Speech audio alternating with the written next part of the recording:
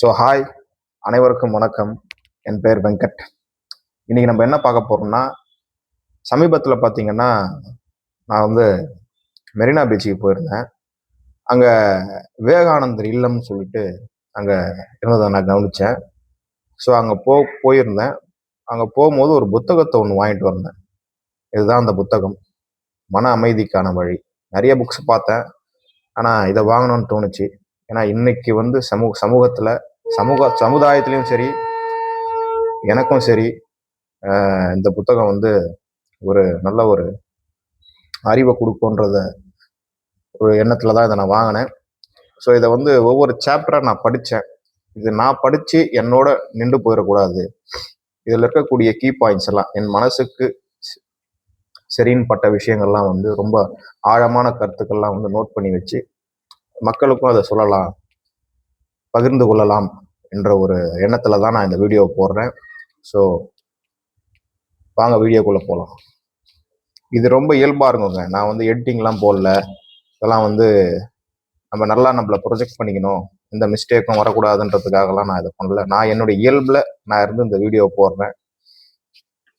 பாருங்க, இந்த புத்தகத்தினுடைய முன்னுரை, அதாவது முன்னுரையிலேயே அவர் என்ன சொல்றாருன்னா, வாழ்க்கையில நமக்கு அக்செப்டன்ஸ் அப்படிங்கிறது இல்லைன்னு சொல்றாரு. அதாவதுங்க, வெளி சூழ்நிலைகள் எப்படி வேணாலும் இருக்கலாம், ஆனா அதை ஹேண்டில் பண்ணக்கூடிய கெப்பாசிட்டி நம்ம கிட்ட தான் இருக்கு அப்படிங்கிற மாதிரி சொல்றாரு. நம்ம எடுத்துக்கிறத தான் இருக்குன்ற மாதிரி சொல்றாரு. அதாவது அக்செப்டன்ஸ் இல்லை, நம்ம நினைச்ச மாதிரி எல்லாம் நடக்கணும்னு நம்ம நினைக்கிறோம். அதுதான் மிகப்பெரிய தவறு. அதாவது இயற்கையில இன்பம் துன்பம் ரெண்டுமே இயல்பு தான். நம்ம இன்பம் வந்தப்போ சந்தோஷமா இருக்கிறோம், துன்பம் வந்ததுன்னா அது எனக்கு வேண்டாம், அது கவலையை கொடுக்குது நமக்கு. இந்த ஒரு மைண்ட் செட்டை மாற்றணும். வாழ்க்கையில இன்பம் வரும்போது மட்டும் நம்ம சந்தோஷமா இருக்கிறோம், துன்பம் வரும்போது அதை ஏத்துக்கிட்டு அதை கையாளக்கூடிய மனோபக்குவத்தை வளர்த்துக்கணும்னு சொல்றாரு. ஸ்டார்டிங்லயே இந்த புத்தகத்துல முன்னுரையில இது இது இது போட்டுட்டாரு. இதுக்கப்புறம் தான் நம்ம உள்ளே போறோம். இதுலயே முக்காவாசி தெளிவு எல்லாருக்கும் வந்துடும். எனக்கு வந்தது, புரியுதுங்களா? வாழ்க்கையில அக்செப்டன்ஸ் அப்படிங்கிறது ரொம்ப ரொம்ப முக்கியங்க. எது நடந்தாலுமே அதை முதல்ல ஏத்துக்கிட்டு ரியாக்ட் பண்ணாத ரெஸ்பாண்ட் பண்ணிட்டு போகணும் அப்படிங்கிறது தான் இதில் நான் கற்றுக்கிட்ட விஷயம். இது உங்களுக்கும் இது பயனுள்ளதாக இருக்கும்னு நினைக்கிறேன். இன்பம் வந்தாலும் சரி, துன்பம் வந்தாலும் சரி, அதை ஏற்றுக்கொள்ளக்கூடிய மனப்பக்குவம் நமக்கு இருக்குதான்னு முதல்ல நம்ம பார்த்துக்கணும். வாங்க, அதுக்கப்புறம் அறிமுகம். ஃபர்ஸ்ட் சாப்டர்ல என்ன சொல்றாங்க அப்படிங்கிறத நம்ம பார்க்கலாம். முதலில், மன உளைச்சல் தரும் விஷயத்தில் இருந்து மற்றொரு மனதளவில் மாற்றம் கொடுங்கள். அதாவது என்ன சொல்றாங்கன்னா, முதல்ல நமக்கு மன உளைச்சல் ஏற்படுது இல்லைங்களா? ஐயோ எனக்கு இப்படி ஆயிருக்க கூடாது, இப்படி ஆயிப்போச்சே சொல்லிட்டு நம்ம வருத்தப்படுவோம். சரி, அது ஆயிப்போச்சு, ஆனதை நம்மளால மாற்ற முடியுமா? முடியாது. கொஞ்ச நாளைக்கு அந்த கஷ்டம் இருக்கதான் செய்யும், கொஞ்சம் நேரத்துக்கு இருக்கதான் செய்யும். நம்ம மைண்ட் செட்டை அதுல இருந்து வேற ஒரு விஷயத்துக்கு மாத்திக்கணும்னு சொல்றாரு. அதையே குடிச்சுக்கிட்டு தூங்கிட்டு இருக்கோம். உதாரணத்துக்கு, இன்னைக்கு நிறைய காதல், லவ் ஃபெயிலியர் நிறைய இன்னைக்கு சமூகத்துல நிறைய நான் பாக்குறது. என்னுடைய சுத்தி நிறைய பசங்க, சின்ன சின்ன பசங்களாம் இறந்து போறதா பாக்குறேன் நான். அதனால சொல்றேன், அந்த லவ் அப்படிங்கிற ஒரு விஷயம் நம்ம இப்போ போடுற கணக்கு, இப்போ இந்த செகண்ட் நம்ம போடுற கணக்கு. ஆனால் இறைவன் போடுற கணக்கு காலத்தின் கணக்கு. காலத்துக்கும் நமக்கு எது நிலைச்சு நிற்கும் அப்படிங்கிறத வச்சுதான் இறைவனுடைய கணக்கு இருக்கும். ஒரு விஷயம் இப்ப நடக்கல அப்படின்னா அதுக்கு ஒரு காரணம் இருக்கும். காரியம் இல்லாம இங்க எதுவுமே நடக்கிறது இல்லை. முதல்ல அது நடக்கலையா, தடையா இருக்கா, அதை முதல்ல ஏத்துக்குங்க. ஒரு கதவு மூடியாச்சு, காதல் அப்படிங்கிற ஒரு கதவு மூடியாச்சு. ஆனா நம்ம போய் அதை முட்டிக்கிட்டு நிக்கிறோம், திறக்குமா, அது மூடியாச்சுப்பா, நீ வேற ஒரு கதவு உனக்காக நிச்சயமாக இறைவன் ஓபன் பண்ணுவான், கதவை திறந்து விடுவான், நீ அவசரப்படாதப்பா, பொறுமையா இருப்பான்னு சொல்றாரு. மனதளவில் உங்களுக்கு எந்த மன உளைச்சல் இருந்தாலுமே முதல்ல அந்த மன உளைச்சல் தரக்கூடிய விஷயத்தில் இருந்து உங்க மனதை மற்றொரு விஷயத்துக்கு மாற்ற கற்றுக்கொள்ளுங்கள். வேற ஒரு இதுக்கு மாத்திக்கணும். சும்மா அதையே நினைச்சுக்கிட்டு காலமும் விரயம் பண்ணிக்கிட்டு நேரத்தையும் விரயம் பண்ணிக்கிட்டு இருக்கக்கூடாது. புரியுதுங்களா? First point. மனதளவில் உங்களுக்கு ஏதாவது கஷ்டம் இருக்கா, மன உளைச்சல் ஏற்படக்கூடிய விஷயங்கள் இருக்கா, முதல்ல அதில் வந்து திசை திருப்பி வேற ஒரு இதுக்கு வேற ஒரு எண்ணத்துக்கு மாற்றி அதுக்கு கவனம் கொடுத்து அதில் நீங்கள் வந்து உங்களுடைய திறமையை வளர்த்துங்க. உதாரணத்துக்கு சொல்லணும்னா உங்கள் வேலையில் நீங்கள் கவனம் செலுத்தலாம், இல்லை உங்கள் வாழ்க்கையில் நீங்கள் வந்து உயரணும் அப்படின்னா அதுக்கான வழிகள் என்னங்கிறத பற்றி யோசிக்கலாம். புரியுதுங்களா? ஸோ வந்து நடக்காத ஒரு விஷயம் அது நடக்கலைன்னு தெரிஞ்சு போச்சு, அது ஏன் நடக்கலை, எதுக்காக நடக்கலைன்னு போட்டு ஆராய்ச்சி பண்ணாத, அதிலிருந்து திசை திருப்பி நடக்க வேண்டியது இனி இனி நம்ம என்ன பண்ணணும், வாழ்க்கையில் நம்ம உயர்வதற்கு என்ன பண்ணணுங்கிறது மட்டும்தான் நம்மளுடைய சிந்தனையாக இருக்கணும். சிந்தனையை மாற்றிக்கொண்டு கவனத்தை அதில் செலுத்தணும்னு சொல்ல வராரு. ஸோ 2வது பாயிண்ட் பார்த்தீங்கன்னா, மன அழுத்தம், பயம், கவலை ஆகியவை தான் உடல் ரீதியான பிரச்சனைக்கு அடிப்படை காரணமாக இருக்கிறது அப்படின்னு சொல்றாரு. நம்ம வந்து உடல்ல பிரச்சனை வருதுன்னு சொன்னா முக்கிய காரணம் மனசு தான்.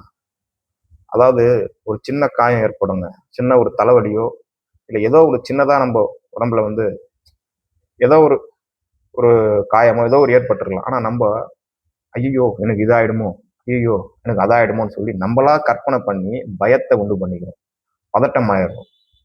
அதெல்லாம் ஆவறதுனால, பயமும் பதட்டமும் ஆவறதுனால உடம்புல வந்து மிகப்பெரிய ஒரு பாதிப்பு ஏற்படுது. ஸோ இதுதான் அதை வந்து ஷார்ட்டா சொல்லியிருக்காரு. எப்ப பாரு பதட்டத்தோட வாழ்க்கையை வாழ்ந்துக்கிட்டு, பதட்டத்தோட எல்லாத்தையும் செஞ்சுக்கிட்டு, நம்மள யாருன்னா தப்பா நினைச்சுவாங்களோ, நம்மள வந்து அறிவாளின்னு எல்லாருக்கும் காமிச்சிக்கணும் அப்படின்னு நம்ம நினைச்சுக்கிட்டு நம்ம பண்ணிக்கிட்டு இருந்தோம்னு வச்சுங்களேன். நீங்க அந்த மாதிரி இருக்கும்போது உங்களுடைய ஹார்ட் பீட்டை கொஞ்சம் நீங்க வந்து கவனிச்சு பாருங்களேன். ஒவ்வொரு உணர்வுக்குமே நம்மளோட இதய துடிப்பு வேறுபட்டு கொண்டே இருக்கும். ஹார்ட் பீட்டோடைய ரேஷியோ வேறுபட்டு கொண்டே இருக்கும். ஸோ சமநிலையில எப்பவுமே இருக்க நம்ம கத்துக்கணும். அதான் சொல்றேன் இல்லைங்களா, பயம் எதுக்கு வருது, நிறைய காரணங்கள் இருக்கலாம். நம்மள யாரும் தப்பா நினைச்சிடக்கூடாது அப்படின்னு இருக்கலாம், இல்லை தேவையில்லாத கற்பனைகளை உண்டு பண்ணிக்கிட்டு பயம் இருக்கலாம், இல்லை எதிர்காலத்தை பத்தின பயம், ஐயோ நமக்கு நம்ம நல்லா இருக்குமா தெரியுது. இதெல்லாம் வந்து இல்லாம இந்த கணத்துல முழுமையா இந்த கணத்துல நம்ம என்ன பண்ணணுமோ அதை பண்ணிட்டு போயிட்டே இருக்கணும். ஸோ பயம், கவலை ஆகியவை மனதால் இந்த உடலுக்கு தான் நோய் வருது அப்படிங்கிறது மனதால தான். முக்காவாசி வந்து மனம் சரியா இருந்ததுன்னா உடம்பு சரியா இருக்குங்க. இந்த மனசுக்கும் உடம்புக்கும் தொடர்பு இருக்குன்னு சொல்றாரு. ஸோ மனசை வந்து தெளிவா வச்சுக்கங்க, உடல் ஆரோக்கியமா இருக்கும்ன்ற மாதிரி சொல்ல வராரு. உயர்ந்த சிந்தனைகளோடு இருக்க வேண்டும். நம்ம எப்பவுமே வந்து ஒரு நெகட்டிவான தாட்ஸ் வந்து நமக்குள்ள இருக்கக்கூடாது. எப்பவுமே வந்து உயர்ந்த சிந்தனைகளோடு நம்ம இருக்கணும்னு சொல்றாரு. நேர்மறையான எண்ணங்கள், நமக்கு இது நடக்காது, இது வராது, நம்மளால இது முடியாது, தயவு செஞ்சு அப்படி சொல்லாதீங்க. அப்படி சொன்னீங்கன்னா அது நடந்துருமா? ஸோ நம்ம என்ன நினைக்கிறோமோ அதுதான் நடக்கும். எண்ணம் போல் வாழ்க்கை எவ்வளோ பேர் நமக்கு சொல்லி கொடுத்துருக்காங்க இல்லைங்களா? ஸோ அந்த ஒரு லைன் எண்ணம் போல் வாழ்க்கை அப்படின்னு இருக்கக்கூடிய அந்த ஒரு வரியில மிகப்பெரிய அர்த்தம் ஒழிஞ்சு கொண்டு இருக்கிறது. புரியுதுங்களா? ஸோ நான் இங்க இருக்கிறேன்னா, இங்க நான் பேசுறேன்னா ஒரு தாட், ஒரு எண்ணம் வந்ததுனால தான் நான் இங்க உட்காந்து உங்ககிட்ட பேசிக்கிட்டு இருக்கிறேன். புரியுதுங்களா? ஸோ அந்த எண்ணம் வந்து சரியாக இருந்தால் நம்ம வாழ்க்கை சரியாக இருக்கும்.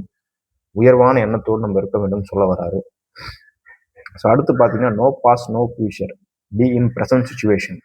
கவனத்தை நிகழ்காலத்தில் நிலைநிறுத்த வேண்டும் சொன்னார். எப்பவுமே வந்து நம்ம வந்து பாஸ்ட்டை பத்தியோ ஃபியூச்சரை பத்தியோ நினைச்சு கொண்டு இந்த நிகழ்காலத்துல கோட்டை விட்டுரும். இப்ப நம்ம வாழ்க்கையை வாழ்றது கிடையாது, கோட்டை விட்டுரும். இந்த கணத்துல நம்ம விழிப்பா இல்லைன்ற சொல்ல வராது. ஸோ நம்ம விழிப்பா இருக்கணும்னா பாஸ்ட் அண்ட் ஃபியூச்சரை பத்தி கவலைப்படாதீங்க. இப்போ நீங்க என்ன செய்யணுமோ, வேலை செய்யணுமா, பிசினஸ் தொடங்கணுமா, ஏதோ ஒன்று அதை முழுமையா செய்யுங்க, கரெக்டா செய்யுங்க. இப்போ என்ன பண்ணணுமோ, இந்த கணத்துல என்ன பண்ணணுமோ அதை கரெக்டா பண்ணுங்க அப்படிங்கிற மாதிரி சொல்றாரு. தேவையற்ற வேலைகளை வீண் பேச்சு பேசுதல், வீண் விவாதம், புறம் கூறுதல், பிறருடைய குற்றங்களை காணுதல், இதெல்லாம் வந்து தவிர்க்கணும்னு சொல்றாரு. அதாவது உக்காந்துக்கிட்டு நேரம் போலன்னு நம்ம என்ன பண்ணுவோம், உக்காந்துட்டு ஊர்கதை உட்காந்து பேசிக்கிட்டு அவன் இப்படி இவன் அப்படி புறம் பேசிக்கிட்டு அவங்க பத்தியா அவங்க வீட்டுல இப்படி ஆகி போச்சு, இப்படி இவன் பத்தியா இப்படி இருக்கிறான், இந்த மாதிரி வந்து மற்றவங்கள பத்தின புறம் கூறுதல், இந்த கிசு கிசு பேசுறது, இதெல்லாம் வந்து தேவையில்லாத ஒரு விஷயம். இது பேசாதனால கூட நம்ம மனசு பாதிப்பு அடையும்னு சொல்றாரு. நம்மளோட எனர்ஜி வேஸ்ட் ஆகுமா? மற்றவங்கள பத்தி நீங்க பேசுனீங்கன்னா உங்களோட எனர்ஜி தான் வேஸ்ட் அப்படின்றத சொல்றாரு. நம்ம மற்றவங்கள பத்தி பேசி இங்க நமக்கு ஒன்றும் ஆக போறது கிடையாது. புரியுதுங்களா? இவன் அப்படி அவன் அப்படி, நம்ம எப்படி, நீ ஒரு விரலை நம்ம இப்படி காட்டுறோம்னா மீதி 3 விரல் நம்மள காட்டுது. ஸோ நம்ம எப்படி இருக்கிறோம், நம்ம வாழ்க்கையில முன்னேறதுக்கு என்ன பண்ணணும், அதற்கான வழி என்னங்கிறத பற்றி தான் நம்ம யோசிக்கணுமே தவிர, தேவையில்லாத வந்து மற்றவங்கள குறை சொல்லிக்கிட்டு, மற்றவங்க புறம் புறம் பேசிக்கிட்டு, முதுகு பின்னாடி போயிட்டு அவங்கள பற்றி தப்பா பேசுறது, அப்பெல்லாம் எந்த ஒரு விஷயத்தையும் பண்ணாதீங்க அப்படிங்கிற மாதிரி சொல்றாரு. உங்களுடைய வாழ்க்கைக்கு என்ன தேவையோ தேவையை பற்றி மட்டும் யோசிங்க, அதை வந்து செயலாக்குங்கிற மாதிரி சொல்றாரு. ஸோ இனிமேட்டு புறம் பேசுறதோ இல்லை தேவையில்லாத மற்றவங்கள பற்றி நினைக்கிறதோ தவிர்க்கிறது நல்லது. அதாவது நல்ல எண்ணங்கள் நன்மையை தரும், தீய எண்ணங்கள் தீமையை தரும் சொல்றாரு. நல்ல எண்ணங்கள் வந்து நமக்கு நல்ல விஷயங்களை கொண்டு வந்து சேர்க்கும், நல்ல உணர்வுகளை கொடுக்கும். தீய எண்ணங்கள் நம்மளுக்கு தண்டனையை கொண்டு வந்து சேர்க்கும். அவன் அழியணும், இவன் வந்து இப்போ எப்படி இருந்தவன் எப்படி ஆயிட்டான் பார். யார் வந்து உங்க கண் முன்னாடி மேல நல்ல நிலைமைக்கு வராங்களோ அவங்கள வந்து மனசார பாராட்டுங்க, ரொம்ப சந்தோஷம், நீங்க சந்தோஷப்படுங்க. அதுதான் நல்லதே தவிர போட்டி பொறாமை இந்த வைத்தறிச்சல் இதெல்லாம் இருந்ததுன்னா நமக்கு தான் அது பாதிப்பை ஏற்படுத்தும் சொல்ல வராரு. ஸோ நல்ல எண்ணங்களோடு இருங்க, நல்லதே நினைப்போம், நல்லதே செய்யும், நல்லதே நடக்கும் அப்படிங்கிற மாதிரி இது அர்த்தத்தை எடுத்துக்க வேண்டியதுதான். துன்பம் வருகின்ற போது அதுவும் நன்மைக்கே என்று எடுத்துக்கொள்ள வேண்டும். சொன்ன பார்த்தீங்களா, ஸ்டார்டிங் நான் பேசும்போதே சொன்னேன், வாழ்க்கையில வந்துங்க நமக்கு இன்பம், நமக்கு சந்தோஷமான ஒரு விஷயம் நடக்கும்போது அதை ஏற்றுக்கிறோம். துன்பம் வரும்போது மட்டும் நம்ம வந்து இது ஏன் இது நடக்குதுன்னு தெரியல, அதையும் ஏற்றுக்கொள்ளக்கூடிய மனப்பக்குவத்தை நம்ம வளர்த்துக்கணும்னு சொல்ல வர. இன்பத்தையும் ஏற்றுக்கணும், துன்பத்தையும் ஏற்றுக்கணும், இரண்டையுமே கடந்து போவதுதான் வாழ்க்கை. எல்லாத்தையுமே கடந்து போறது தான் வாழ்க்கை. ஒரு செட்டில்டு மைண்ட் செட், ஒரு சமமான ஒரு மனநிலையில இருக்கணும். பணம் வரும்போதும் ஓவரா வானத்துக்கு கொஞ்சம் குதிக்கக்கூடாது, பணம் இல்லாத போதும் வந்து ஒரு மாதிரி இருப்பாங்க சில பேர், பணம் வந்ததுக்கு அப்புறம் வானத்துக்கு வந்து குதிப்பாங்க. அப்படிலாம் இல்லாத எப்பவுமே ஒரு செட்டில்டான மைண்ட் செட், ஒரு ஒரு எப்படி சொல்றது, ஒரு நேர்மறையான ஒரு மனநிலை, ஒரு செட்டில்டு மைண்ட் செட்னு சொல்லுவாங்க, அந்த மாதிரி நம்ம இருக்கிறது நல்லது அப்படின்னு சொல்றாரு. வருவதை ஏற்றுக்கொண்டு இறைவனிடம் சரண்டைந்து வாழ பழகுவதே மன அமைதிக்கான ரகசியம்னு சொல்றாரு. அதாவது எந்த நல்லது வந்தாலும் சரி கெட்டது வந்தாலும் சரி அதை முதல்ல ஏற்றுக்கணும், அக்செப்ட் பண்ணிக்கிட்டு அதை வந்து அதுக்கான ஒரு செயலை செய்வது அப்படிங்கிறது தான் வந்து என்ன பண்ணணுமோ. ஒரு துன்பம் நடக்குதுன்னா, ஏதோ கஷ்டம் வந்திருக்குன்னா அந்த கஷ்டம் வந்துடுச்சேன்னு சொல்லி கஷ்டம் இருக்க தான் செய்யும். ஸோ அதுக்கான தீர்வு என்ன அப்படிங்கிறத பற்றி நம்ம யோசிக்கணுமே தவிர, கடவுள் மேலே அந்த பாரத்தை போட்டுட்டு இறைவன் இருக்கிறான் அப்படிங்கிற மாதிரி நம்ம நினச்சிக்கிட்டு, இன்பம் வந்தாலும் துன்பம் வந்தாலும் இறைவன் நமக்கு இருக்கிறான் நினச்சிக்கிட்டு நம்ம வந்து இருக்கணும் அப்படிங்கிறத சொல்றாரு. ஸோ மன அழுத்த பிரச்சனையால் ஒருவன் கோபம் அடைகிறான். இந்த கோபம் ஒருவன் இதய துடிப்பை அதிகரிக்கும், தலைவலி, முதுகுவலி, உயர் இரத்த அழுத்தம், செரிமான கோளாறு, களைப்பு, ஸ்ட்ரோக்கு உருவாவதற்கு காரணமாக இருக்கிறது அப்படிங்கிற மாதிரி சொல்றாருங்க. புரிஞ்சிருக்கும்னு நினைக்கிறேன்.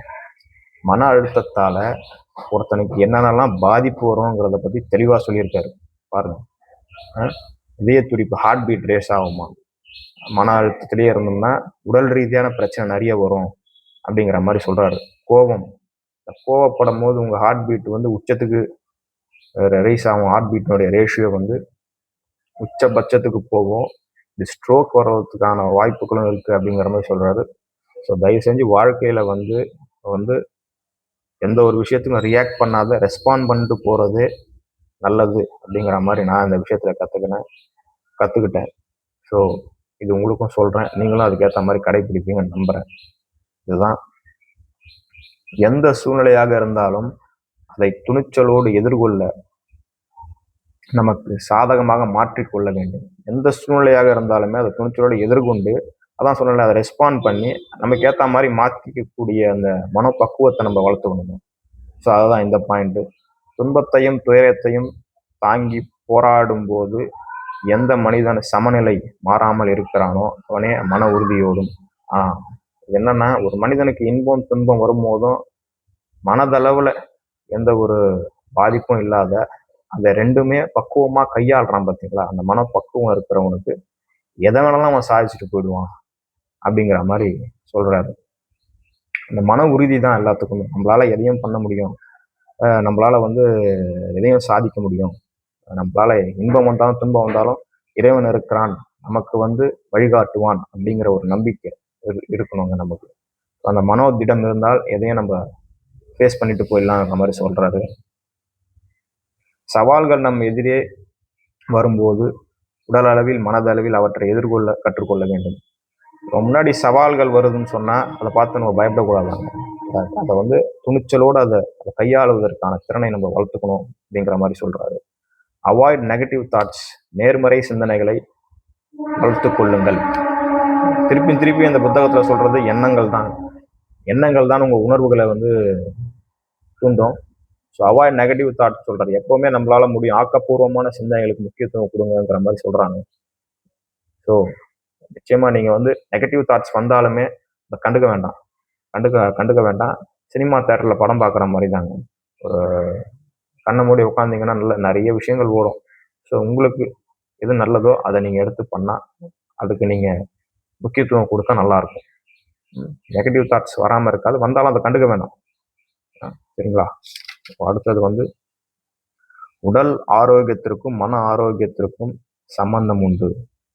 ஒரு நோய் வருகிறது என்றால் அது எதிராக ஒரு நோய் வருகிறது என்றால் ஒரு நோய் வருதுன்னு சொன்னா அந்த நோய் எதுக்காக நமக்கு வந்துச்சு, நம்ம என்ன தப்பு பண்ணோம், நம்ம தப்பு பண்ணதுனாலதான் அந்த நோய் உடம்புக்கு வந்தது. ஸோ ஒரு நோய் வந்ததுன்னா அந்த நோயை வந்து எதுக்காக வந்து அலசி ஆராய்ந்து அந்த நோய் வந்ததுக்கான காரணத்தை கண்டுபிடித்து அந்த நோயிலிருந்து வெளியில வரணும். ஆனா இன்னைக்கு ஏதோ ஒரு நோய் வந்ததுன்னா காலத்துக்கும் மாத்திரையை போட்டுக்கிட்டு நம்ம இருக்கிறோம். நோய் வந்ததுக்கு காரணமே நம்ம தப்பு பண்ணதுனாலதான். ஸோ அந்த தப்பை திருத்தும் போது நோய் சரியாகும். ஆனா நம்ம போய் டாக்டர் கிட்ட வாங்கி மெடிசனை வாங்கி போட்டுக்கிறோம். காலத்துக்கும் அந்த மெடிசனை சாப்பிட்டுட்டு பழைய தப்பே தான் பண்றோம். தப்பு பண்ணதுனாலதான் நோய் வந்தது. ஸோ நோய் வந்ததுக்கான காரணத்தை நம்ம கண்டுபிடிக்கல, டாக்டர் கொடுத்த மாத்திரையை டேப்லெட்டை வாங்கி போட்டுக்கிட்டு இன்னமும் அதிகமா பண்ண ஆரம்பிச்சிட்டோம், தப்பு பண்ண ஆரம்பிச்சிட்டோம். ஸோ ஒரு நோய் வருது என்று சொன்னால் அதை வந்து எதுக்காக வந்தது ஏன்றதை அலசி ஆராய்ந்து பார்க்க வேண்டும் என்று சொல்றாரு. அப்புறம் பார்த்தீங்கன்னா மனதிற்கு பிடித்த வேலையை செய்தால் நேரம் காலம் போவதே தெரியாது. சில பேர்லாம் திங்கக்கிழமை மண்டே ஆச்சுன்னா தலைவலி, பொழுது விடிஞ்சா போச்சா, திங்கக்கிழமை ஆனாவே தலைவலி தான் சில பேருக்கு. அந்த மாதிரிலாம் இருந்து நம்ம வேலைக்கு போனோம்னா அது வந்து அந்த வேலை வந்து நமக்கான வேலை இல்லை. எந்த வேலை உங்க மனசுக்கு பிடிச்சிருக்குதோ நீங்க விரும்பி செய்யணும். நேரம் காலம் போறதே தெரியக்கூடாது ஒரு வேலை செய்யும் போது. அந்த மாதிரி எந்த வேலை நீங்க செய்யறீங்களோ அதுதான் உங்களுக்கான வேலை அப்படிங்கிற மாதிரி, உங்களுக்கான இடம் அப்படிங்கிற மாதிரி சொல்றாரு. இதுதான் இங்க சொல்றாரு. கோபம் அவ்வளவு சீக்கிரம் போய்விடாது, கடவுள் காட்சி கிடைக்கும் வரை அது இருக்கும். கோபம் வந்து அவ்வளவு சீக்கிரம் வந்து ஒரு மனுஷனை விட்டு போகக்கூடாது. ஆனா அந்த கோபத்தை வந்து கண்ட்ரோல் பண்ண வேணாம், அதை வந்து கையாளுவதற்கான ஒரு திறனை நம்ம வளர்த்துக்கணும். கோபம் வருதுன்னா நம்ம கத்த தேவையில்ல. இப்போ நான் வந்து ஒருத்தர் வந்து எனக்கு பண்றாரு, எனக்கு வந்து இவர் பண்றது சரியில்லைன்னு தோணுது. நான் வந்து அவர்கிட்ட வந்து நாயா நீ இப்படி பண்ணிட்டு நீ இப்படி பண்றதெல்லாம் சரி கிடையாதுயா எப்படி சொல்றதுக்கும், ஐயா நீங்க இப்படி பண்றீங்க, இது வந்து எனக்கு ஒரு மாதிரி இருக்குங்க, கொஞ்சம் இது சரிப்பட்டு வராத மாதிரி தோணுது அப்படிங்கிற சொல்றதும் வித்தியாசம் இருக்கு. கத்தி சொல்றதுக்கும் பொறுமையா சொல்றதுக்கும் வித்தியாசம் இருக்கு இல்லைங்களா? ஸோ அந்த ஒரு வித்தையை நம்ம கையாள வேண்டும். அதுதான் நமக்கும் வந்து நல்லது, எதிர்த்தரப்புல இருக்கிறதும் நல்லது. இப்போ நானும் கத்தி அவரும் கத்தின்னு வச்சுங்களேன், பெரிய சண்டைக்கு போய் விட்டுரும் அது. ரெண்டாவது வந்து அதுக்கப்புறம் பார்த்தீங்கன்னா காமம் வந்து பார்த்தீங்கன்னா அவ்வளவு சீக்கிரம் வந்து நம்ம உடலை விட்டு போகாதாங்க. காமம் வந்து நம்ம உடலை விட்டு மறையாதுன்ற மாதிரி சொல்றாரு. அந்த காம சிந்தனை வரும்போது நம்மளுடைய எண்ணங்களை வந்து இறைவன் மீது திசை திருப்பணும். ஸோ இந்த செக்ஷுவல் தாட், காம சிந்தனை வரும்போது அதுவும் ஒரு எண்ணம் தான். அந்த சிந்தனை வரும்போது இறைவன் மீது நம்ம கவனத்தை செலுத்தணும் அப்படிங்கிற மாதிரி அவர் இதுல சொல்றாரு. இந்த காமத்தை பத்தி சொல்லும் போது இன்னைக்கு நிறைய பேர் வந்து பாத்தீங்கன்னா செல்போன்ல வீடியோஸ் பாக்குறது, நிறைய வந்து வெளியில சொல்ல முடியாத அவங்க உள்ளுக்குள்ளேயே நிறைய விஷயங்களை வச்சுட்டு இருப்பாங்க. ஸோ அவங்களுக்கெல்லாம் வந்து இது இந்த புத்தகத்துல என்ன சொல்லப்படுதுன்னா, உங்களுக்கு காம சிந்தனையே வரதான் செய்யும். ஸோ அதை வந்து ஏன் வருது எதுக்கு வருதுன்னு ஆராய்ச்சி பண்ணாத, முதல்ல அந்த எண்ணத்தை கவனிங்க. இந்த மாதிரி எண்ணம் வருதா, அந்த எண்ணத்தை கவனிங்க.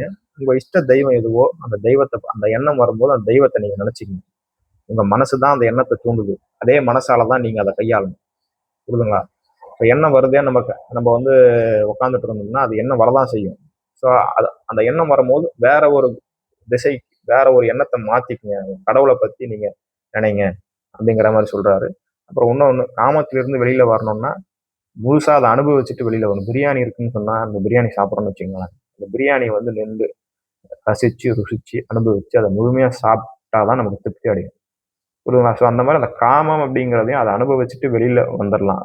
முழுசா அதை அனுபவிச்சுட்டும் அது வெளியில வரலாம். இல்ல எனக்கு அதை பத்தியே சிந்தனையா இருக்குன்னா, அந்த சிந்தனையை எழுப்புவது மனம்தான். இந்த மனதை வந்து வேற ஒரு திசைக்கு மாற்றணும், வேற ஒரு எண்ணத்துக்கு நம்ம மாத்திக்கணும். அந்த மாதிரி எண்ணங்கள் வரும்போது தெய்வத்தை பற்றிய சிந்தனை இல்லை வேற ஏதோ ஒரு விஷயத்த டக்குன்னு மைண்டை மாற்றணும் அப்படிங்கிற மாதிரி சொல்றாரு. அடுத்தது பார்த்தீங்கன்னா, அரைகுறையான சமய அறிவோடு ஒரு சிலர் நமக்குள் குறைகளையும் குற்ற உணர்ச்சிகளையும் பாவ உணர்ச்சிகளையும் தூண்ட பார்ப்பாங்க. அது எப்படின்னா, தேவையில்லாத உங்களை வந்து மட்டம் தட்டி பேசுறது, அதாவது எங்களுக்கு தான், அதாவது நாங்கள் தான் பெருசு, இவங்கெல்லாம், அதாவது எப்படி சொல்றது, உங்களுக்குள்ள நெகட்டிவான உணர்வு யாரை தூண்டினாலுமே மற்றவங்க, அதாவதுங்க ஒரு சுவிட்ச் இருந்ததுன்னா சுவிட்சு போட்டால் எரியிற பல்பாக நம்ம இருக்கக்கூடாது. புரியுதுங்களா? ஒருத்தன் நம்மளை உசுப்பேத்தி விடுறான், நம்ம உணர்ச்சி வசப்பட்டு அவன் பேசுறான்னா நீங்க டக்குன்னு அங்கே ரியாக்ட் ஆகிடக்கூடாது. ஸோ எது நல்லது கெட்டது தெரிஞ்சு நம்ம நடக்கணும். ஒருத்தவங்க சொல்றாங்கன்னா அதை அப்படியே ஏற்றுக்கிட்டு அதுக்கேற்ற மாதிரி நம்ம குதிக்கக்கூடாது. ஸோ நம்மளை வந்து கீ கொடுக்குற பொம்மை யூஸ் பண்ணிட்டு போயிடுவாங்க. ஸோ நம்மளுடைய உணர்ச்சிகள் நம்ம கட்டுப்பாட்டில் இருக்கணும் அப்படிங்கிற மாதிரி சொல்றாரு. மனிதன் இறைவனின் வாரிசு, எல்லையற்ற பேராற்றலில் இருந்து பிறக்கப்பட்டவன் மனிதன். எதிர்மறை சிந்தனைகளை விட்டு நேர்மறை சிந்தனைகளை பழக வேண்டும் சொல்றாரு. அதாவதுங்க, மனிதன் வந்து இந்த மிகப்பெரிய இறை இறை இறை ஆற்றலினுடைய குழந்தைகளா நம்பும். அதாவது அவர் இந்த இறைவன் இந்த கடவுள்லாம் சொல்லலை. இறைவன் என்றது பேராற்றல், அது இந்த பிரபஞ்சம்னு சொல்லலாம்.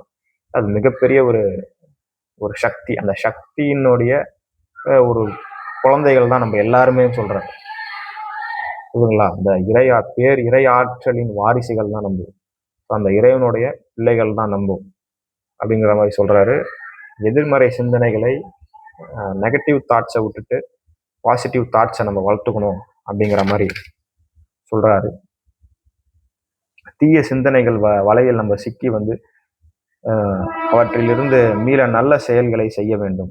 நற்செயல்களை கூட தீய செயல்களால் எண்ணிக்கை தானே விலகும். அதாவதுங்க, நம்ம வந்து தீய சிந்தனைகள் அப்படிங்கிறது வரதான் செய்யும். தீய சிந்தனைகளை அழியணும்னு சொன்னா நம்ம நல்ல சிந்தனைகள் நல்ல செயல்களை செய்யணும். நல்ல செயல்களை செய்கின்ற போது, நல்லதே நீங்க பண்ணிக்கிட்டே இருக்கும்போது தானா அந்த கெட்டது கீழே போயிடும்னு சொல்றாரு. அதுக்கு வந்து முக்கியத்துவம் நீங்க கொடுக்க மாட்டீங்க. நல்லது, அதாவது நல்ல விஷயங்கள் பண்ண பண்ண பண்ண பண்ண தீய தீய எண்ணங்கள் தானாக அது வந்து செயல்திறன் அற்றுவிடும். அதோடைய பலம் போயிடும். நீங்க நல்லது பண்ணுங்க, நல்லது பண்ண பண்ண பண்ண தீயது தானா வந்து உங்களை விட்டு விலகிடும். நீங்க எதுவும் பண்ண வேணாங்கிற மாதிரி சொல்றாரு. ஸோ அடுத்து பார்த்தீங்கன்னா, சமுதாயத்துல தன்னை வந்து உயர்ந்தவராக காட்டிக்கொள்ளணும், நம்ம வந்து பெரிய ஆளா காட்டணும், நம்ம போனோம்னா எல்லாம் நமக்கு 4 பேர் வணக்கம் வைக்கணும் அப்படின்னு இருக்கிறவங்களுக்கு மன அழுத்தம் இருப்பதை காணலாம்.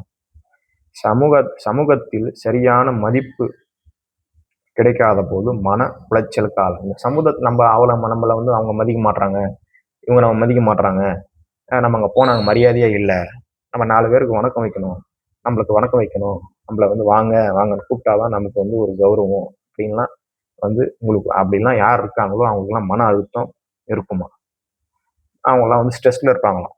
நான் என்ன சொல்றேன்னா, அதில் என்ன சொல்றாருன்னா, யார் உங்களை மதிச்சாலும் மதிக்கலனாலும் தெய்வத்துக்கு தெரியும் நீங்க யாருன்னு சொல்லிட்டு. ஸோ எந்த ஒரு இடத்துக்கு போனாலும் சரி, 4 பேர் நம்மளை கவனம் கொடுத்தா, நம்மளுக்கு 4 பேர் வணக்கம் சொன்னா நம்ம சந்தோஷம் அடையும். அப்படி இருக்கக்கூடாது.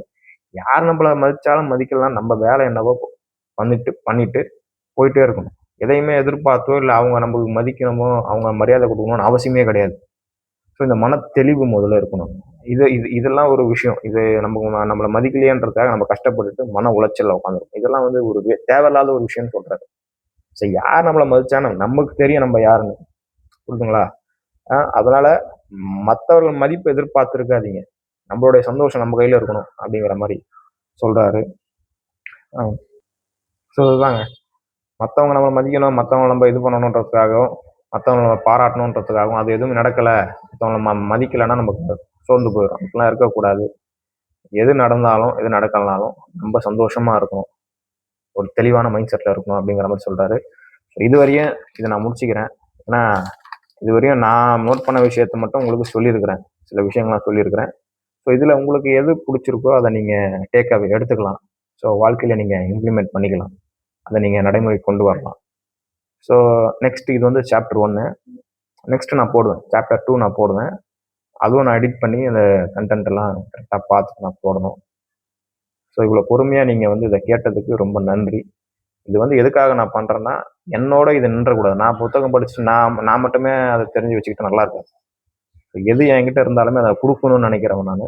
ஸோ நீங்களும் கேட்கிற உங்களுக்கு ரொம்ப நன்றி. ரொம்ப நன்றி.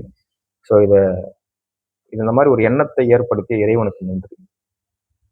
ஸோ இது மூலியமாக ஏதாச்சும் ஒரு ஒரு லைன் பாயிண்ட் ஆச்சும் உங்களுக்குள்ள ஒரு மாற்றத்தை ஏற்படுத்தும் நான் நம்புறேன். இவ்வளோ பொறுமையா உட்காந்து நீங்க இத பார்த்ததுக்கு ரொம்ப நன்றி. ரொம்ப நன்றி. தொடர்ச்சியா நான் போடணும்னா கமெண்ட்டோ இல்ல லைக்கோ ஏதோ ஒண்ணு பண்ணுங்க. நான் அடுத்த சாப்டர் போடலாமா வேணாமாங்கிறத பத்தி உங்களோட ரெஸ்பான்ஸ பொறுத்து தான் இருக்கு. இவ்வளோ பொறுமையா நீங்க கேட்டதுக்கு நன்றி. நன்றி, வணக்கம்.